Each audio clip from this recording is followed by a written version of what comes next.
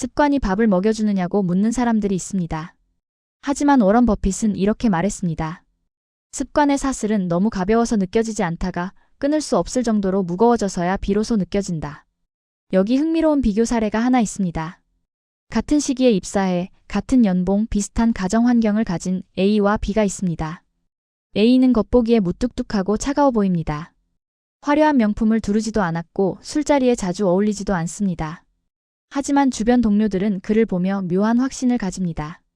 저 사람은 언젠가 반드시 부자가 될 것이다.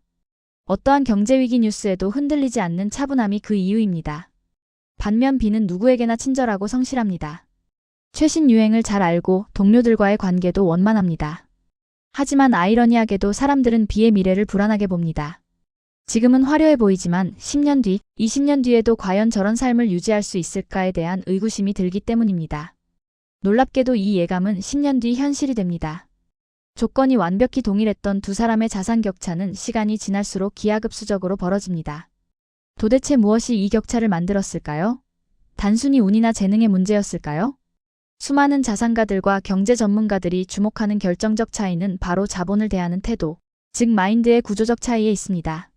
오늘은 아무리 열심히 일해도 제자리 걸음인 사람과 조용히, 그러나 확실하게 부를 쌓아가는 사람의 결정적인 차이 세 가지를 분석해 이후 40대, 그리고 50대가 되었을 때 여러분의 경제적 궤도가 어디를 향하고 있는지 점검해 보시길 바랍니다. 부를 축적하는 사람과 그렇지 못한 사람을 가르는 가장 기초적인 토대는 선명한 동기입니다. 많은 분들이 재테크의 실패 원인을 종잣돈 부족이나 정보 부족에서 찾습니다. 하지만 행동경제학의 관점은 다릅니다. 실패의 90%는 방법이 아닌 명분의 부재에서 옵니다. 예를 들어보겠습니다. 고소공포증이 심한 사람이라도 비행기가 추락하는 비상 상황이라면 낙하산을 메고 뛰어내립니다. 평소라면 절대 불가능했을 행동을 하게 만드는 힘, 그것은 생존이라는 압도적인 동기입니다.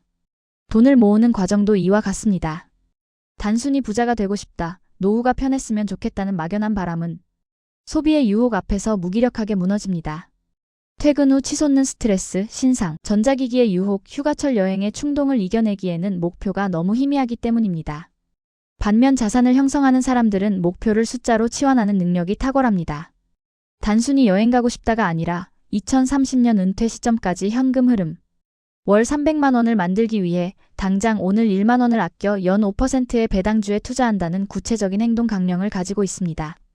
세계적인 베스트셀러 나는 왜 이 일을 하는가의 저자 사이먼 시넥은 사람들은 당신이 무엇을 하는지가 아니라 왜 하는지에 반응한다고 말했습니다. 이는 자신을 설득할 때도 동일하게 적용됩니다.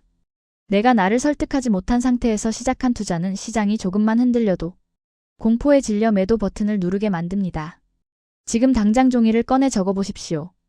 2026년 여러분이 반드시 달성해야 할 자산 목표는 무엇이며 그것을 위해 오늘 당장 포기해야 할 것은 무엇입니까? 막연한 희망을 구체적인 과제로 바꾸는 순간 실행력은 자연스럽게 뒤따라옵니다. 두 번째 결정적 차이는 감정을 처리하는 방식에 있습니다. 우리는 스스로를 이성적인 투자자라고 믿지만 뇌과학적으로 인간의 소비 결정은 대부분 감정의 영역에서 이루어집니다. 18세기 철학자 디드로는 친구에게 멋진 가운을 선물 받은 뒤 그 가운에 맞춰 책상을 바꾸고 결국 서재 전체를 바꾸느라 빚을 지게 되었습니다. 이를 디드로 효과라고 합니다. 하나의 소비가 또 다른 소비를 불러일으키는 연쇄 작용입니다. 월급날 보너스를 받으면 멀쩡하던 휴대폰이 갑자기 낡아 보이고 할인 행사를 보면 필요 없던 물건도 생필품처럼 느껴지는 현상, 모두 이성이 아닌 감정이 주도한 선택입니다. 이러한 감정적 지출은 타협이라는 이름으로 포장됩니다. 오늘 하루 고생했으니 이 정도는 괜찮아, 이번만 쓰고 다음 달부터 아끼자. 하지만 부의 추월차선에 올라탄 사람들은 이러한 감정의 파도를 타지 않습니다. 그들은 소비 욕구가 치솟을 때 감정 냉장고 전략을 사용합니다. 사고 싶은 물건이나 충동적인 투자처가 생겼을 때 즉시 결제하지 않고 최소 30분, 길게는 며칠간 판단을 유보하는 것입니다. 심리학 연구에 따르면 충동적인 감정은 발생 후 2030분이 지나면 급격히 소멸합니다. 뜨거운 감정을 냉장고에 넣어 식힌 뒤 다시 꺼내어 보면 그것이 필요가 아닌 단순한 욕구였음이 명확해집니다. 5,000원짜리 비닐 우산을 예로 들어보겠습니다. 타협해서 산 물건에는 애착이 생기지 않습니다. 쉽게 잃어버리고 또다시 구매합니다. 결국 저가 우산을 6번 사는 비용이 튼튼한 우산 하나를 사는 비용을 초과하게 됩니다. 이것이 바로 가난의 비용입니다. 감정에 휘둘린 작은 타협들이 모여 여러분의 계좌를 서서히 갉아먹고 있는 것은 아닌지 돌아봐야 합니다. 마지막으로 가장 냉정하지만 중요한 차이입니다. 부를 이루는 사람들은 자신의 능력을 과신하지 않습니다. 오히려 스스로를 불완전한 존재로 인정하는 높은 메타인지 능력을 가지고 있습니다. 투자에 실패하는 사람들의 공통적인 특징은 근거 없는 자신감입니다.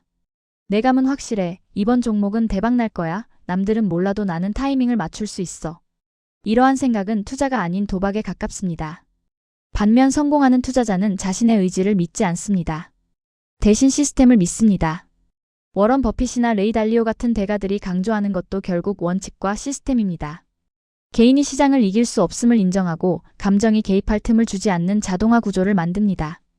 월급이 들어오면 자동으로 저축계좌로 이체되게 설정하고 주가가 폭락해도 기계적으로 매수하는 분할 매수 원칙을 지킵니다. 천재가 아니기 때문에 천재처럼 행동하려 애쓰지 않고 평범한 사람이 비범한 결과를 낼 수 있는 복리의 시스템에 올라타는 것입니다. 아주 작은 습관의 힘의 저자 제임스 클리어는 목표를 낮추지 말고 시스템의 수준을 높이라고 조언합니다. 의지로 파도를 거스르려 하지 마십시오. 대신 파도의 흐름을 이용할 수 있는 튼튼한 배를 건조해야 합니다. 자신의 부족함을 인정하는 순간 비로소 자산을 지키고 불릴 수 있는 현실적인 전략이 보이기 시작합니다. 다시 처음의 질문으로 돌아가 보겠습니다. 어와 비의 미래를 가른 것은 타고난 금수저도 천재적인 두뇌도 아니었습니다. 부를 향한 명확한 동기, 감정을 다스리는 인내, 그리고 현실을 직시하고 시스템을 만드는 태도였습니다. 지금 여러분의 모습은 어느 쪽에 가깝습니까? 혹시 지금까지 비와 같은 선택을 해왔더라도 낙담할 필요는 없습니다. 마인드의 구조를 바꾸는 것은 지금 이 순간부터 가능하기 때문입니다. 오늘부터 막연한 다짐 대신 구체적인 목표를 적고 감정적인 소비 앞에서 잠시 멈추는 연습을 시작해 보십시오. 그 작은 변화들이 쌓여 여러분이 꿈꾸던 경제적 자유에 한 걸음 더 가까워져 있을 것입니다. 오늘도 영상 시청해 주셔서 감사합니다.